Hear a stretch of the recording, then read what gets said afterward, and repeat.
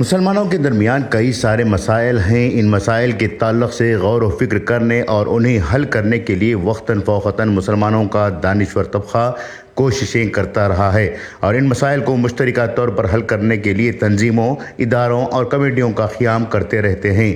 اندازہ لگایا جائے تو ہر چھوٹے سے چھوٹے شہر میں مسلمانوں کی تنظیمیں اور ادارے موجود ہیں اور یہ ادارے و تنظیمیں مسلمانوں کی قیادت کے دعوے دار ہیں۔ وہیں دوسری جانب بھارت میں ایک ایسی تنظیم بھی ہے جو تقریباً 90 سالوں سے اس ملک میں راج کر رہی ہے اور اس تنظیم کا نام RSS ہے۔ یہ تنظیم 1924 میں قائم ہوئی تھی اور اگلے سال اس تنظیم کے 100 سال پورے ہونے والے ہیں۔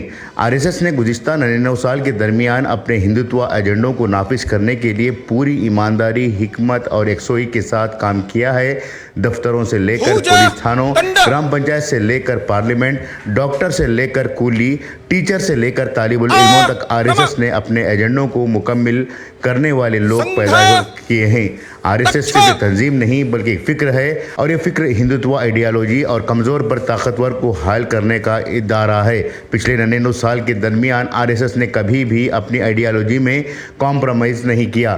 یہی وجہ ہے کہ اس تنظیم نے ملک کی آزادی کے بعد سے اب تک کئی الیکشن دیکھے، لیکن RSS کے بنیادی لیڈروں نے کبھی بھی براہ راست الیکشن نہیں لڑا، نہ ہی کسی عہدے کی توقع کی۔ انہوں نے ہندوتوا آئیڈیالوجی کو نافذ کرنے کے لیے جو قدم اٹھایا تھا اسی آئیڈیالوجی پر قائم ہیں۔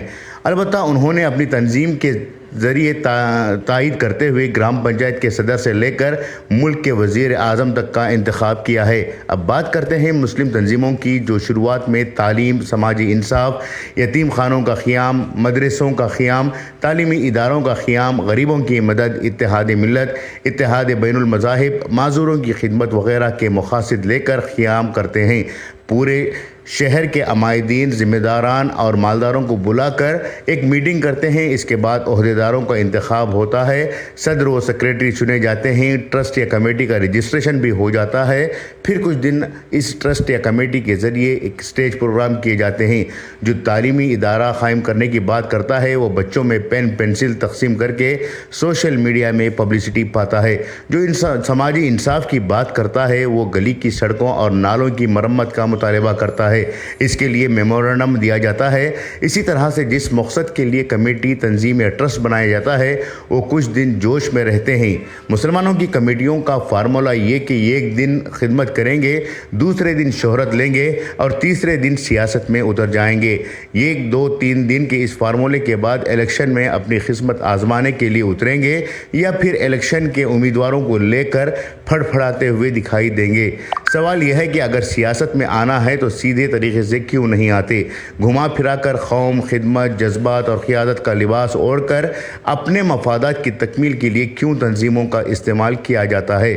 یہ صورتحال کسی خاص شہر یا علاقے کی نہیں بلکہ پورے ملک کی یہی حالت ہے۔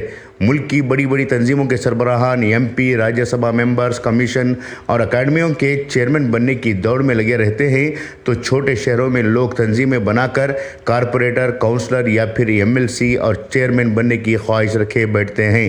سیاست میں جانا غلط بات نہیں ہے، لیکن سیاست میں اپنا مقام بنانے کے لیے جو پس پردہ ایجنڈا استعمال کیا جاتا ہے وہ غلط ہے۔ تنظیم ہو یا RSS کی طرح اگر سیاست کرنی ہو تو BJP کی طرح کرنی ہوگی، کیونکہ RSS کبھی الیکشن میں حصہ لینے کی بات نہیں کرتی اور BJP کبھی RSS کا ساتھ ہونے کا دعویٰ نہیں کرتی۔ خدمت کے لیے تنظیموں کو مختص کیا جائے، ان تنظیموں کے ذریعے سے قوم و ملت کی فلاح و بہبودی کے لیے کام کیا جائے۔